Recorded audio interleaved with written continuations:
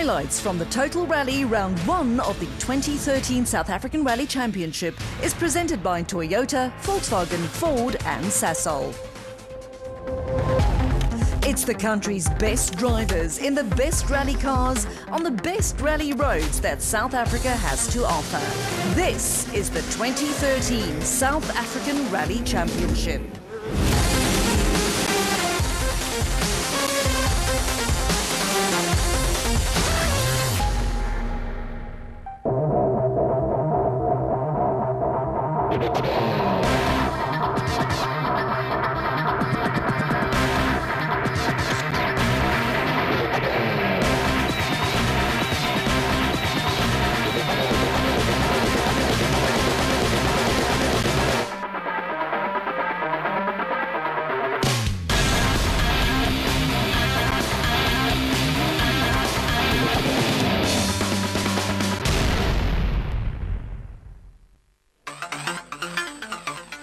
In this, the first installment of the NRC, we tell you who's who in the zoo of National Championship Rallying. We look at what they had to face to get the 2013 season underway, and we bring you all the action from round 1, the popular Total Rally. But first, let's take a look at what it is that makes the annual Total Rally such a challenge.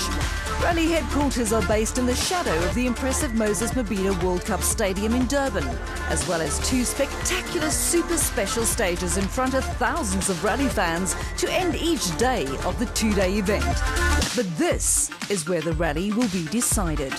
These roads in and between the sugarcane fields around the south coast town of Skopje are smooth and usually obstacle-free, except for this, small little stones called marbles that make it like driving on ice. But that's only for the first few cars who will have to fulfill the roles of road sweepers until a clean line with loads of grip and traction starts to form, benefiting the cars further down the field. Expect to see a few strategies come into play as the race unfolds. And these are the names and faces of the gravel road warriors that will take on the sugarcane roads, as well as one another and the stopwatch in search of total rally glory. Mark Cronje is the current champion who will be back to defend his title despite losing his sponsor from 2012, but thanks to increased involvement from Ford. I think we've got a great package ahead of us. We've really got a good car. The car's been rebuilt completely, so we start off with a brand new package this year, and it's looking good. Johnny Gemmell was Cronje's nearest challenger in 2012, and armed with a new weapon in the form of a brand new Castrol Toyota Yaris, Gemmell will be eager to go one better in 2013. Yeah, now we've got this new Yaris now. It's an excellent car. We've done a little bit of testing yesterday and felt pretty good. Local hero and legend Jan Habich is more prepared than ever to try and add another title to his long list of 6 behind the wheel of his Basil Reed Fiesta. We've had a good off-season. We managed to get a practice car, so we've done quite a bit of practice and testing. That does help in the preparation of the race car, so we're quite happy with what we've done and what we've achieved. The new Sasol Volkswagen Polo now has 1 season under the belt, so Enzo Kuhn will have plans to be on the pace from the word go. Well, it'll be great to be back on the podium. We haven't been taking home many cups over the last year or 2, and the car's now finally come to the development stage where it's ready to start winning, and I'm looking forward to that. The same will be said of Volkswagen teammate Hergen Vecken, who will be eager to return to his former championship-winning ways. I think the cars are now sorted.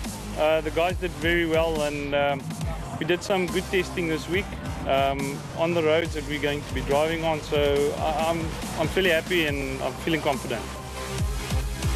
Both Vecken and Kuhn will be ably assisted by youngster Henk Lategan, who at only 18 years old becomes the youngest ever factory driver in the Premier class. No pressure from the team. They told me I can just finish and build it up through the year. Maybe my instruction from them, just finish, no pressure to get results or anything. So I'll take it easy. As with Gemmell, Castrol Toyota driver Leroy Poulter will also have a brand new Toyota Yaris at his disposal. the guys, I think, at the shop have done an amazing job, you know, in the background of getting the car sorted out. And, you know, it was pretty quick out the box yesterday. So I think let's just get this race through, you know, and then we'll start from there. And completing the Premier S2000 class will be Jaapie van Niekerk in his new Africa Developments Volkswagen Polo.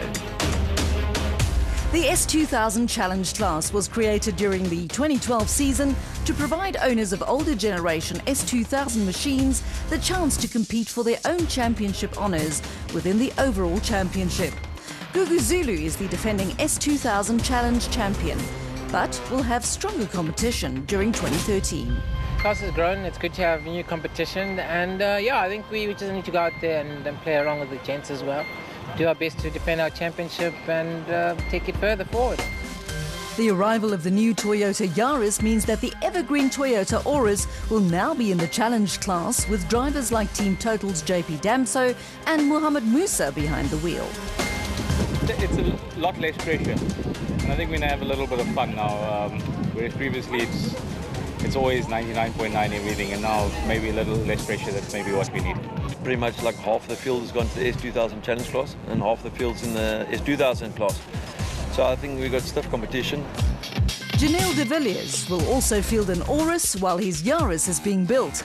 But more importantly for the Dakar hero, he has a new navigator in the form of Greg Godrich. Namibian driver Wilro Dippenaar also upgraded to an Auris for 2013, while the S2000 Challenge class will also receive a further boost in the form of a number of drivers who have made the step up from the entry-level Super 1600 class. Morna Janse van Rensburg will join the fray in a GC Dieselback Polo, while Nick van der Westhuizen and his SA Earthworks team acquired the ex-Johnny Gemmel Auris. And former Team Total driver Stefanie Botha will field an old Toyota Runex. So, these are all the main players, their teams and their cars that will now take on the 16 stages that make up the Total Rally.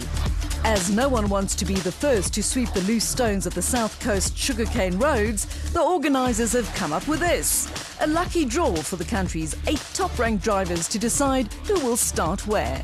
It's an unlucky number 1 for JP Damso, who will open the road on his sponsors event, followed by the 2 new Toyota Yarises of Poulter and Gemmel. Hargen Fecken will be 4th on the road, ahead of defending champion Marc Cronje and Janelle de Villiers. Enzo Kuhn and Jan Habig complete the top 8. And it's in this order that the crews leave the safety of Durban and the ceremonial start before heading off south to tackle the first of the day's 6 gravel stages.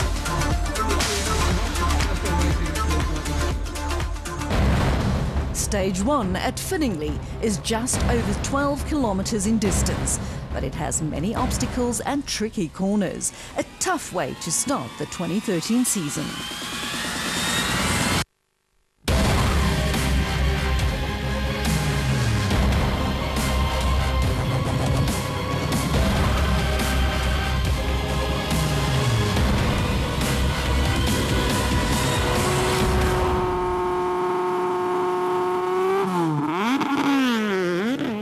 It's the Team Total Toyota Auris of JP Damso and new navigator Hilton Orfrey who gets the season underway. It is also a disadvantage to be sweeping the roads, but somebody has to do it, and Damso crosses the flying finish in a time of 9 minutes and 55 seconds.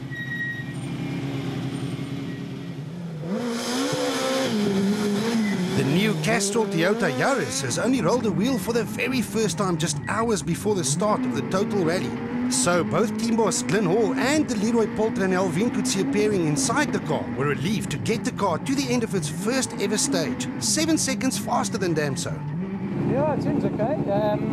Little couple of things we need to sort out, but yeah, good. And the same can be said for the sister Castrol Yaris of Johnny Gemmel and Callan Swan. Learning a new car is not easy, but Gemmel goes another 3 seconds faster than his teammate. A good start for the new Yaris. Yeah, it felt quite nice actually. Drives very nicely. This is the Volkswagen Polo of former champions Hargen Fecken and Pierre Arries, seen for the first time in the new Sassel Racing colours.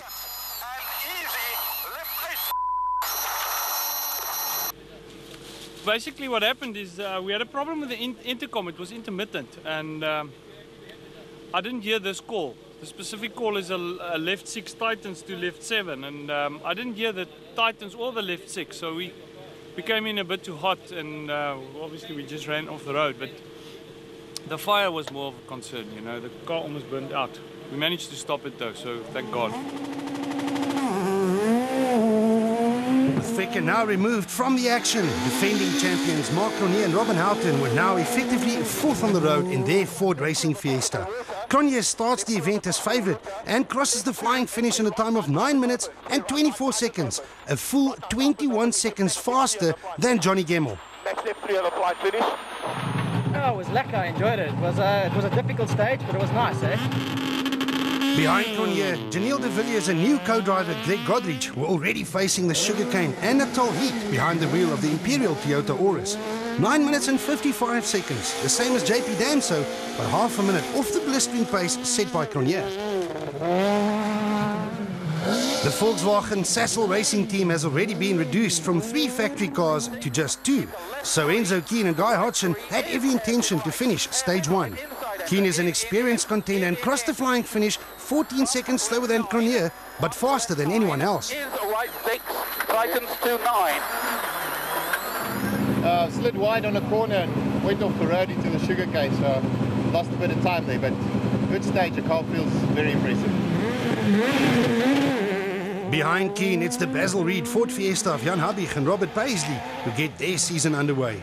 Habig is as determined as ever to win rallies and titles, and it showed as he crosses the line just half a second slower than the time set by Keane. Third fastest for the Old Master. 200. But a fairly good stage, a couple of corners that weren't so great, but other than that, reasonably happy with what went down. And this is the much-anticipated debut of 18-year-old Henk Latergan and co-driver Barry White behind the wheel of the 3rd factory Volkswagen Sassel Racing Polo. Latergan Jr. has loads of potential, and it showed as he completes stage 1 in a time of 9 minutes and 43 seconds, the 4th fastest time. Short left 1, and small crest, mid narrows.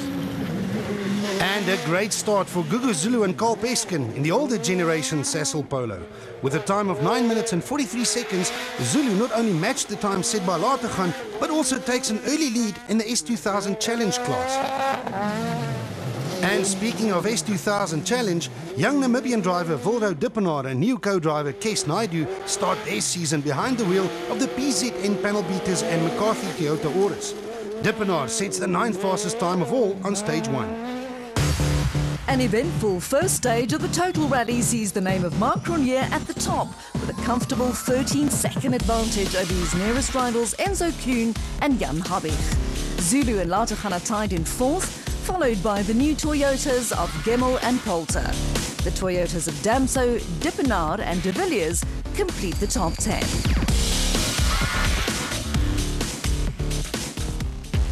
In the Dunlop Service Park in Scottsboro, it's time for a short break as the teams prepare the cars for stages 2 and 3.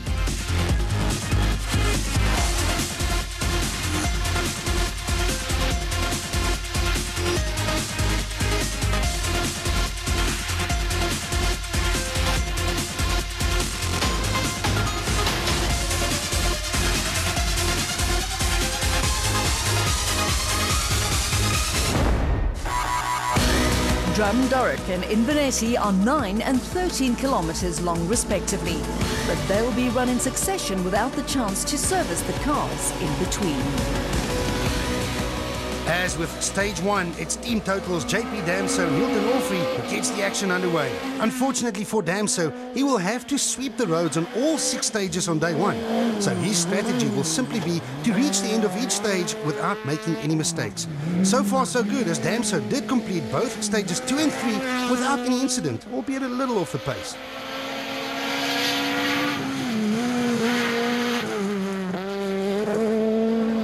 They say that Toyota was the inventors of the term just in time, an innovation which revolutionized the manufacturing process. But in rally terms, it's not really what you want. The Castrol Toyota Yaris was only completed hours before the start of the total rally and transported down to Durban overnight just in time. And considering the lack of seat time, Leroy Poulter and Alvin Coetzee were doing extremely well by setting the 7th and 5th fastest times respectively. Still learning the car, you know. Car's good, eh? Car's all good. Johnny Gemmell and Callan Swan are in exactly the same boat as Poulter, but both are hardened competitors and focused on the task at hand. The time set by Gemmell on stage 2 was almost identical to that of his teammate, but it's not unusual for a brand new car to struggle with a few teething problems. And on stage 3, this is exactly what happened to Gemmell. The Yaris initially would not start, and once it got going, the pair lost more than 3 minutes. From 4th on the road, early rally leaders Mark Cronje and Robin Houghton continued their fine form in the Ford Racing Fiesta.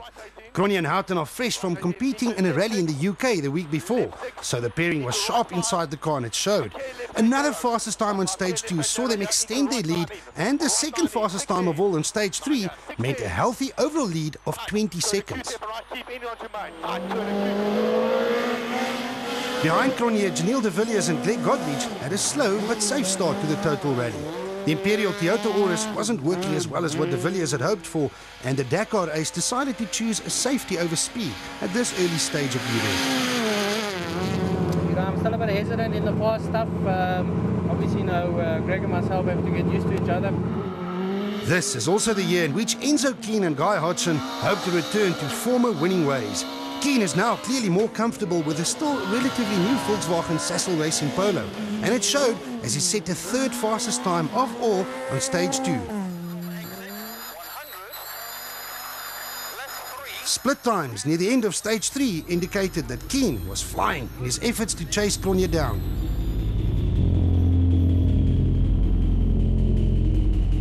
That is a massive crash and reasons for the officials to be concerned about the crew's safety.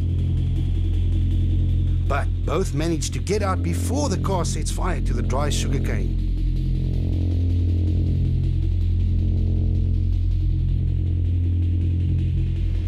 Keane and Hodgson are clearly shaken, but fortunately both emerge from the wreck polo relatively unscathed, a real-life reminder of just how dangerous the fast-paced sport of rallying can be.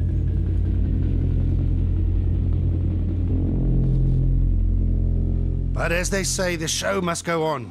Around 2 minutes later, the Basil Reed Ford Fiesta of Jan Habich and Robert Paisley flew past the stricken Polo and over the flying finish of stage 3 to set the fastest time of all. Combined with his 2nd fastest time on stage 2, the Ford driver moved into 2nd position, 20 seconds behind the leader Cronje.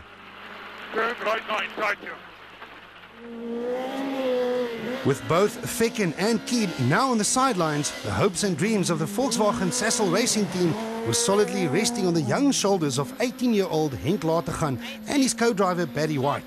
Latergan is no doubt a future champion in the making, and the youngster did not disappoint by setting the 4th and 3rd fastest times on these 2 stages to take over the 3rd position overall.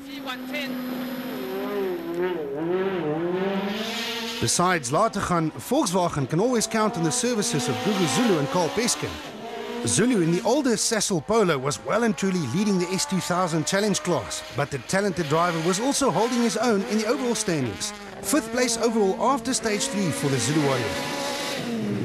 We just need to manage our tyres, and that's the problem that we're having, and that we have limited tyres compared to the rest of the field. And it is very clear that the S2000 challenge class will be every bit as competitive as the Premier class, with Roro Dippenaar and Kes Naidu joining in on the action. The Namibian in his PZN panel beaters and McCarthy Toyota Auris completed this loop of stages just 12 seconds behind Zulu and in 6th position overall. We kept it smooth, over the edge. We're just trying to stay on the road now. This is quite slippery at some places. And it gets even closer with a 2nd team total Toyota of Mohamed Musa and Andre Vermeulen now also joining the fight.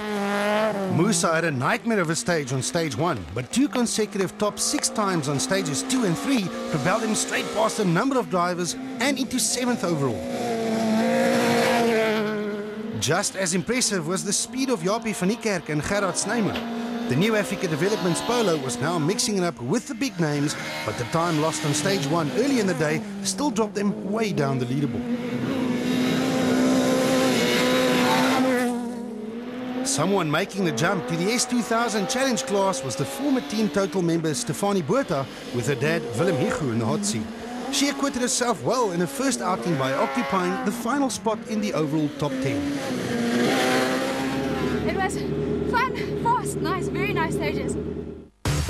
And this is what the overall scoreboard looks like after 3 of the opening day's gravel stages. It's early days still, but Cronje is already making his mark with a 20-second advantage over Jan Habig. The name of Lateghan appears in an excellent third, 17 seconds ahead of Poulter. Behind the Castrol Toyota, a fierce fight is developing for S2000 Challenge honours, with Zulu currently leading the rest of the pack. We've already lost a few frontrunners in spectacular fashion. After the break, we continue with the action on day 1 of the Total Rally. Will Cronje stay in the lead, or will there be more drama bringing to an end someone's aspirations?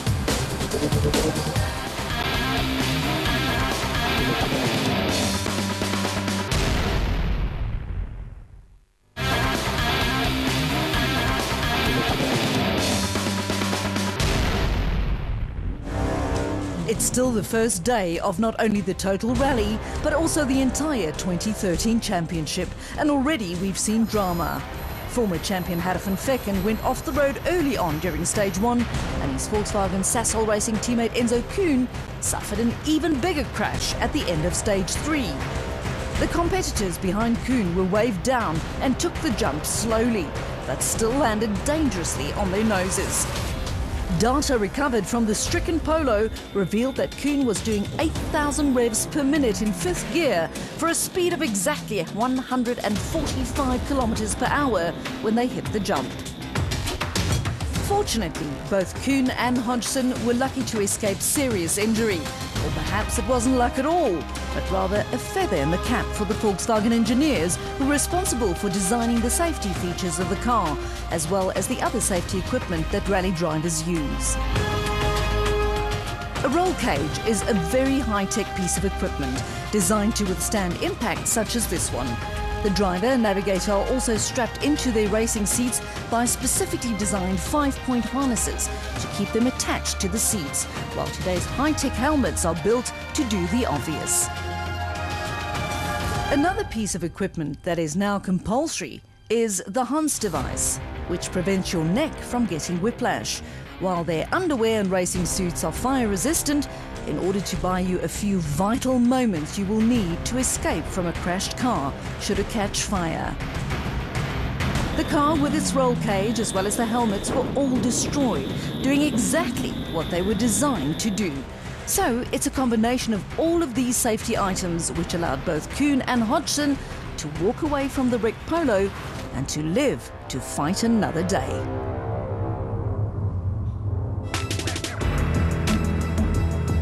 But back to the action and the Dunlop Service Park, where the teams take a breather before tackling stages 4 and 5, a repeat of stages 2 and 3 from earlier. Gugu Zulu is currently 5th overall and leading the S2000 Challenge class. I think the first stage was quite good, but the second loop of stages, the 2 stages, tyre wear is quite bad, and we also broke our anti-roll bar, so cars all over the place. With both Vekken and Kuhn on the sidelines, it's up to young Henk Lateghan to fly the flag for Volkswagen Sasol Racing. It went well. We didn't have any problems, no major moments or anything, so I think it's good. We'll carry on like this. Jan Habig is around 20 seconds off the lead. Yeah, look, our intention at this point is really not to chase anyone. We're just trying to keep a good pace. On the last stage, we had a fairly good time. I was a bit surprised because the car was really all over the road.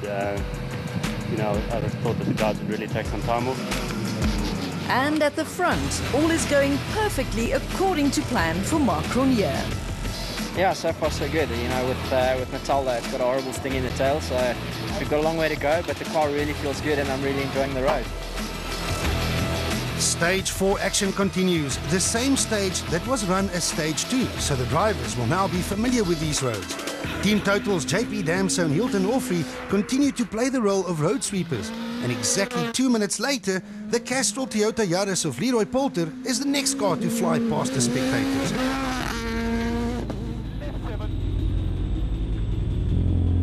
The same spectators were expecting to see the second Castrol Yaris of Johnny Gemmell and Callan Swan, but it never arrived. It was a sad end to a very promising debut of the new Castrol Toyota Yaris. And with the Yaris blocking the road and preventing other competitors from passing through, the organisers had no choice but to stop the stage. Yeah, I know we had a few small problems there at stage 4 and a small fire in the engine bay, but we managed to stop, get that out. So it's off to stage 5, the same one where Enzo Keane had his crash early in the day. So there were no heroics from the drivers who were now well aware of the danger. Damso and Orfrey continued to set a safe and steady pace at the front while sweeping the roads in their Team Total Toyota Auris. And they set a time of 8 minutes and 26 seconds.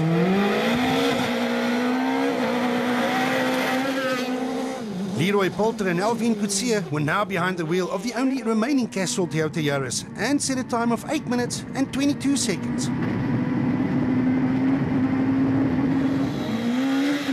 There was simply nothing that anyone could do about the speed of Mark Renier and Robin Houghton, who recorded yet another stage victory in the Ford Racing Fiesta with a time of 8 minutes and 16 seconds. Jan Habig and Robert Paisley knew that Cronje was getting away, but the Basil Reed Fiesta could only manage a time of 8 minutes and 27 seconds, losing another 11 seconds to the leader. And what a performance from young Henk Latergan and Barry White in the Volkswagen Sassel Racing Polo. 8 minutes and 22 seconds was the second fastest time of all and good enough to cement their third position overall. The crews still have one stage on dirt to go, but with all the delays throughout the afternoon, darkness is now approaching fast. Once again, the organisers are left with no choice but to cancel stage 6. Gravel road racing for day 1 is now a thing of the past. But that didn't mean the end of the action. Back in Durban, a large crowd gathered at the Total Rally Village to witness the drama of stage 7. It's a super special stage where 2 evenly matched cars race each other over different loops of the same route. This is exactly what spectators love to see. A great opportunity for the fans to get really close to the action. Although it's always satisfying to beat the team that you are racing against, the real race remains against the stopwatch. Leroy Poulter and Alvin Coetzee did themselves no harm by setting the third fastest time to end the debut day of the new Castrol Toyota Yaris in 4th place overall. Times on a stage like this one are usually extremely close, and this year was no different. Jan Habig and Robert Paisley recorded the second fastest time of all, with the Basil Reed Fiesta beating the Yaris of Poulter by a mere half a second. But there was still no stopping Mark Renier and Robin Houghton, who completed the day's dominant performance with yet another stage victory. It was the Ford Racing Fiesta's 4th stage win in just 5 stages. So these are the standings after an eventful day of rallying. Mark Renier remains at the top, now with a 32-second lead over nearest rival Jan Habig. Henk Latergan impresses in 3rd, with the debuting Yaris of Poulter currently in 4th. JP Damso leads the S2000 Challenge class for Team Total, ahead of Zulu, Dippenaar and Musa. Threatening rain clouds and windy conditions welcomed the rally on day 2. It was almost a welcome change after the scorching heat and humidity of day 1, but one couldn't help but wonder what else the day would bring. And this is what the day had in store for the remaining crews. No fewer than 8 stages on virgin gravel roads near the south coast town of Scottsboro. Back in Durban, the drivers have a chance to formulate their plans and strategies before heading south. Mark Renier has a healthy 32-second advantage, but will it be enough? Well, you never know in this rally, but sure as hell I'm going to be keeping a nice, neat line and making sure that we do the right thing. Will Jan Habig settle for 2nd, or will he try and chase Cronje down? I think from a driving point of view it would be a bit difficult. We'll just sit there and see what he does. You know, we'll just keep close enough in case there's a small issue or so. And a tense situation for young Henk Lateghan, who finds himself in a career-best third position overall. Fortunately for the youngster, he has the experience of his father Hein to tap into. I think today we'll carry on like yesterday. It went well yesterday. So I think we'll keep the same pace. Mark Cronje and Robin Houghton are the first ones to venture into the unknown. The Ford Racing Fiesta crew will no doubt be at a disadvantage all day, as they will now be the ones to sweep the slippery roads. But Cronje is a pro and completes the stage with a smile on his face. Difficult stage, extremely slippery. So let's see if it was good enough. Jan Habig and Robert Paisley start their quest to try and close the gap to Cronje. But the Basil Reed Fiesta driver loses another few precious seconds to his younger rival. 2 minutes have passed since Habig crossed the flying finish, but there was no sign yet of Henk Lateghan and Barry White. These are stressful times for team bosses, but especially for a father who has first-hand experience of what it takes to compete at this level. As time passed, it was clear that Lateghan Jr. had a problem. 5 left 7 to narrow tunnel. 200, 200, exit right one, max crest, over narrow, one shot. What a sad ending to what could have been a fairy tale for the young man. But this is how you learn the ropes of rallying, and the young man is learning fast. With Lateghan's Polo setting the sugarcane on fire, the organisers were once again forced to stop the stage, allowing the crews to proceed straight to Stage 9. Stage 9 is only a short 6.8 kilometre affair, and it only took Mark Cronje and Robin Houghton 4 minutes and 43 seconds to complete. Right park, east turn, left 9, caution, 120.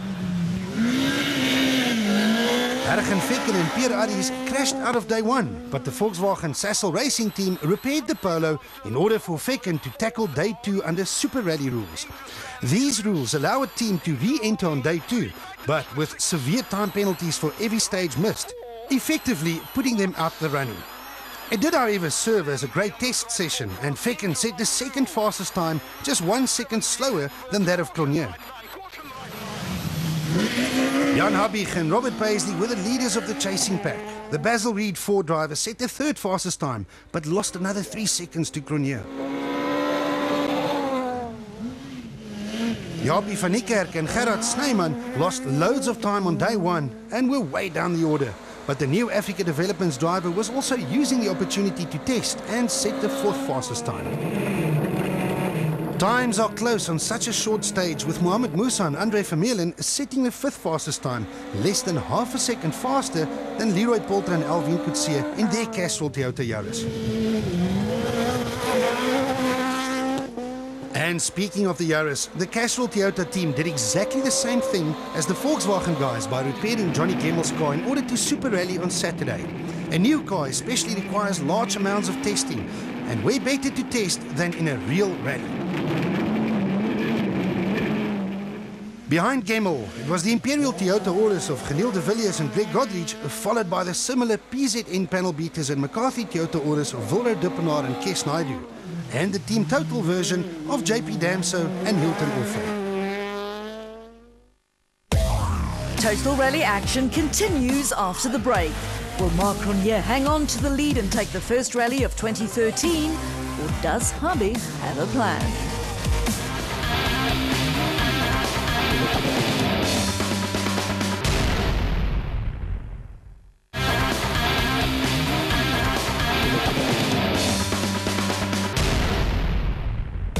It's still day 2 of the Total Rally, an event that has more than lived up to its reputation of being filled with drama and excitement. And still, there are 6 more stages on dirt to complete. From the Dunlop Service Park in Scottsboro, it's off to stages 10 and 11. Again, loop stages that will have to be tackled without the opportunity to service the cars in between.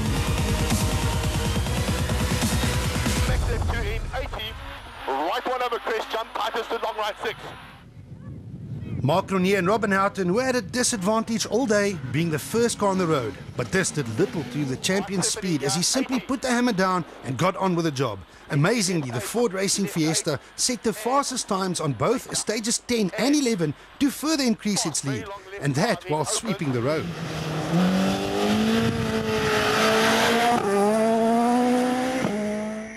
Cronier's nearest rivals were still Jan Habig and Robert Paisley in the Basil Reed Ford Fiesta. Habig is an old campaigner and the 6-time champion would have known that trying to reel in the flying Ford of Cronier would be too risky. It was probably at this stage of the event where his experience told him to rather protect his second position.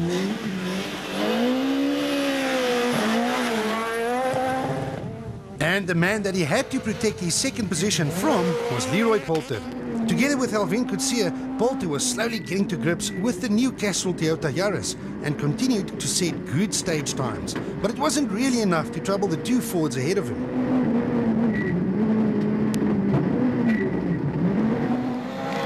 Behind the leading trio, times were extremely close between a number of drivers. These guys had everything to gain, as just a few seconds here and there could mean the difference between a 4th position or as low as 7th or even 8th. Mohamed Musa and Andre Vermeulen were the ones on the move. The Team Total Toyota started this loop of stages down in 7th position, but a fast time on stage 10 propelled them all the way up into 5th. Another quick time on stage 11 saw them gain another position as they climbed up to 4th, exactly what sponsors Total wanted.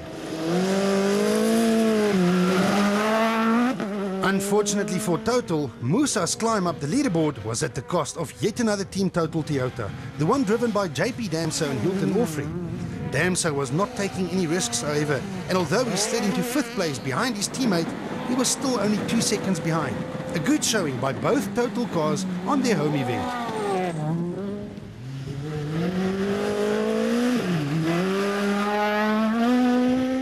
Gugu Zulu and Carl Peskin were having a few issues inside the older generation Volkswagen Sassel Racing Polo, which prevented them from setting faster stage times. But Zulu was still driving clean and keeping things safe while protecting his 6th position. Now we're struggling with traction at the back. The car is stepping out way too much. Behind Zulu, a battle was raging between the PZN panel beaters and McCarthy Toyota Auris of Vilro Dippenaar and the Imperial Toyota Auris of Janelle de Villiers and Greg Godrich. Dippenaar is getting faster and faster with each outing and completed this loop of stages in 7th, just 1 second ahead of de Villiers. Okay, it's just a little bit slippy. But the young Namibian driver did receive a little help from the Dakar ace, or rather from his Auris. The Imperial Toyota of de Villiers had no power steering on both these stages, making it extremely hard to drive. Well, we haven't got power steering for the last 2 stages, so it's been really tricky. Both Johnny Gemmel and Hergen Vecken were not in contention after their retirements on day 1, but the Castrol Toyota Yaris and the Volkswagen Sassel Racing Polo were both back on the stages and setting impressive stage times. A harsh reminder of what could have been had they not retired from the event on the first day. Mornay Janse van Rensburg and Rikus Fourie is another young pairing who made the step up to the Challenge division of Class S2000 in 2013. The Eastern Cape driver drove well and won the fringes of a top 10 position in his GC diesel-backed Volkswagen Polo. Just going to take it easy and try and finish this, our first national. Another young pairing who also made the move to S2000 is the SA Earthworks crew of Nick van der Westhuizen and Stefan Sillier. Van der Westhuizen competed in the 1600 class last year and acquired the ex-Johnny Gemmel Toyota Auris for 2013. But sadly, they crashed out of the event on stage 10. Keeping Van Rensburg out of the top 10 was the Super 1600 entries of Thilo Himmel and Armand de Tooy, and Ashley Hake Smith and Craig Barry. Himmel is a young Namibian who is having his first outing in a brand new Toyota Etios in the Super 1600 class. And after 11 stages, the Etios was leading the Team React and Castrol Ford Fiesta of Ashley Hake Smith and British co-driver Craig Barry by 36 seconds. Cronier extends his lead at the top of the standings to nearly a minute over Jan Habig, while Poulter hangs on to 3rd. The man on the move is Mohamed Musa, who climbs 3 positions all the way up into 4th, but only by 2 seconds from his teammate Damso.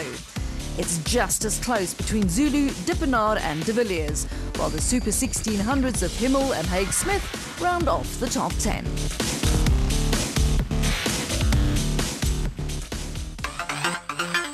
It's another chance for the cars and drivers to receive some well-earned TLC in the Dunlop Service Park.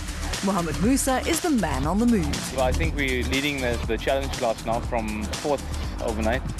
So that's not too bad, but it's still very tight. It's 2-3 seconds amongst everybody. The brand new Toyota Yaris of Leroy Poulter is still in 3rd. But is there anything he can do about the 2 leaders? I'd like to do something about it for sure, but I think also on the other hand, I think we need some mileage of the car. We're doing changes every session and we're learning it as well as driver, you know. And has Habig decided to settle for 2nd? So look, at the moment, you know, to make up the time on mark, I think it's not worth the risk, quite frankly. We are having a bit of a struggle with trying to get traction so far up in the field. A few stages remain, so it's too early for Marc Grenier to start thinking about the victory champagne. Yeah, definitely. You know, ralling's got a horrible sting in its tail, and for me, I need to keep my focus on keeping it on the road. I think the beauty is that I'm going into roads that have been swept now. These are the last few stages of the 2013 Total Rally. Stages 12, 13, 14 and 15 are the same 4 stages from earlier in the day, so the roads have been swept and the drivers know where the obstacles are. But they are also the same stages that claimed the likes of Henk Lanseghan, so anything can still happen. Morne Janse van Rensburg and Rikus Fourie were now starting to learn the ropes of rallying. The GC diesel-backed Volkswagen Polo moved into the overall top 10 for the first time after stage 12 and climbed another position after stage 13.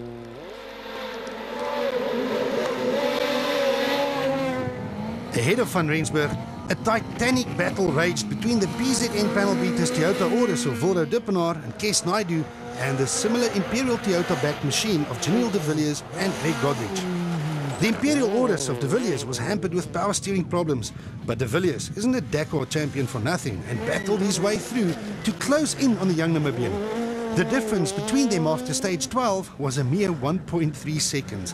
And on stage 13, de Villiers took over the 7th position by a slender 0.6 seconds. The pair also moved slightly closer to the 6th position held by Gugu Zulu and Carl Peskin in the Volkswagen Sassel Racing Polo. Zulu is an experienced campaigner and knew that it was now all about protecting his position, and that he did well. Although the chasing pack moved a little closer, Zulu still had a healthy 21-second advantage over de Villiers at the end of stage 13. Perhaps the closest fight of the entire day was between the Total Toyota of JP Damso and Hilton Orfrey and their Team Total teammates Mohamed Musa and Andre Vermeulen.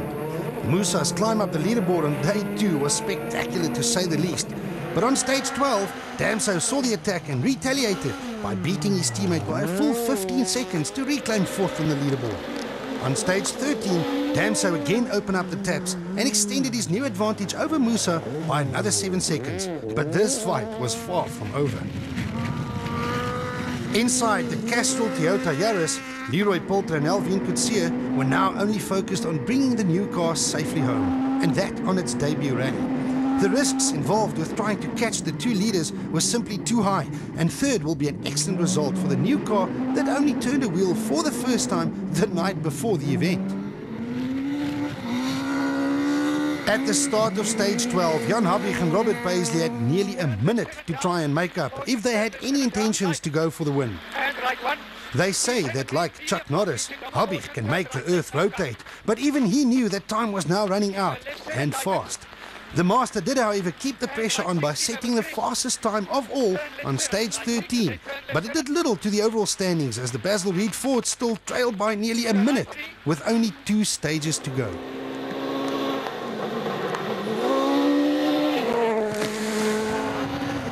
At the front, Marc Grenier and Robin Houghton simply stormed ahead as they had been doing all day long. His performance was even more remarkable considering that he had been sweeping the roads all day and still set the fastest times on every single stage so far. On stage 13, the Ford racing driver must have known that he had now done enough and tapped off slightly, conceding his first stage victory of the day. But he still only lost 3 seconds to Habig to comfortably maintain his overall lead. Only 2 dirt stages remain, the same 2 stages that will decide the outcome of the 2013 Total Rally. With so many incidents and accidents, the Total Rally has once again proved to be a tough challenge. So it's a remarkable achievement to finish the event, let alone in the top 10. After 2 long and hard days of rallying, the honour of claiming the 10th position overall belonged to the Super 1600 crew of Guy Bottrell and Simon Vasey-Lyle. Bottrell started the final day down in 16th position, but consistently climbed his way up the leaderboard to reach the top 10 behind the wheel of his Yato Tools Toyota. This was also good enough to claim 2nd position in the very competitive Super 1600 class. The car feels brand new, there's no damage to it at all, so I'm happy. Just got to get it to the end now. Winners of the Super 1600 class and 9th overall went to the brand new Toyota Etios of Namibian driver Thilo Himmel and co-driver Armand de Tooy. As with the Yaris and the Premier class, the Etios was also only completed days before the event by the very capable Gem Sport team, who obviously built a very good car that allowed the talented Namibian to claim his maiden class victory on South African soil. Another Namibian is Wilro Dippenaar, who was in a fierce battle with the Dakar hero Janiel de Villiers. The PZN panel beaters Toyota Auris of Dippenaar trailed de Villiers by less than a second going into the final 2 stages. But the Imperial Toyota technicians in the de Villiers camp have now managed to solve the power steering problems that were slowing them down. The Dakar champ was finally able to drive at full tilt and set 2 very quick times on the final 2 stages to claim 6th position overall, ahead of Dippenaar in 7th. Gugu Zulu and Carl Peskin are the defending S2000 Challenge class champions, and completing a difficult total rally will do their title defence no harm. Zulu was struggling with the car's handling, but kept his head and kept the Volkswagen Sassel Racing Polo on the road for a very credible 5th position overall to go with his 2nd position in the Challenge class. Ahead of Zulu, the battle between Team Total teammates JP Damso and Mohamed Musa raged on. Musa came out with all guns blazing and even passed his teammate early on, but Damso halted the attack and regained his position over Musa. The latter had one last chance to gun for glory, but something was clearly wrong as he did not arrive at the end of stage 14. Sadly for Musa and Vermeulen, their charge came to an abrupt end when the Total Toyota Auris landed on its roof with the finish line almost in sight.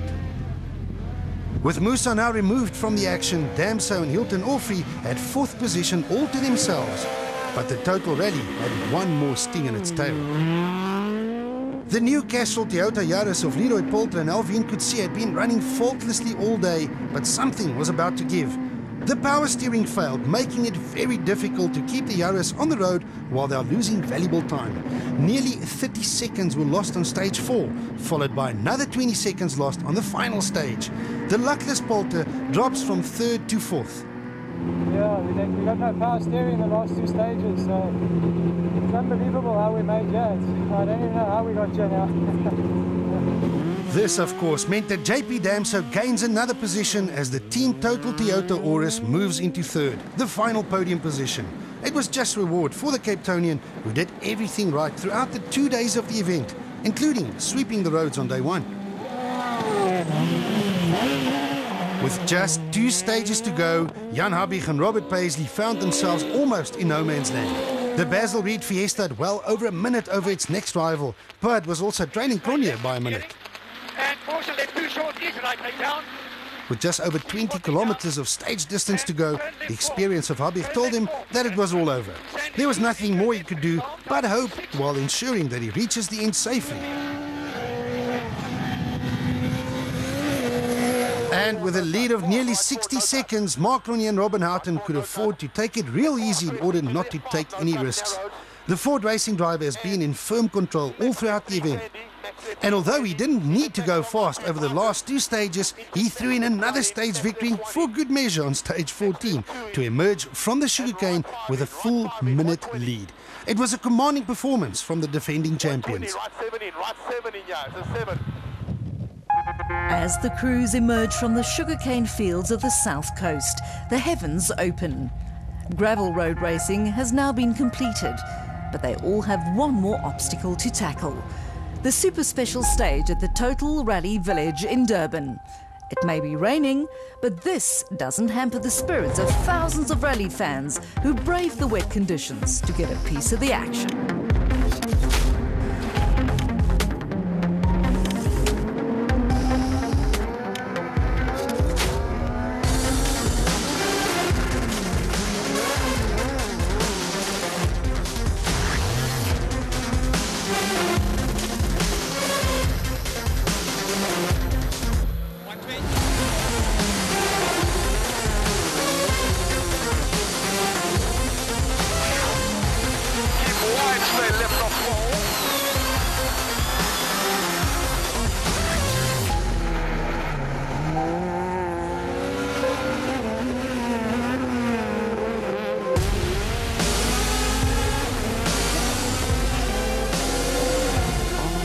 A mere 1.4 kilometers can very easily influence the outcome, but on this occasion it did not.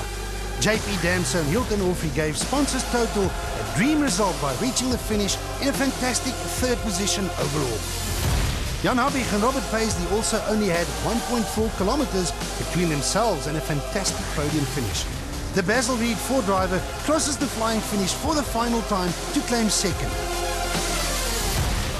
Mark Ronier and Robin Houghton have already won 9 stages so far, but this was obviously not enough as the champions made it 10 by setting the fastest time in front of an appreciative crowd to claim the first victory of 2013. 1 minute 5 seconds is Mark Ronier's victory margin over rival Jan Habig.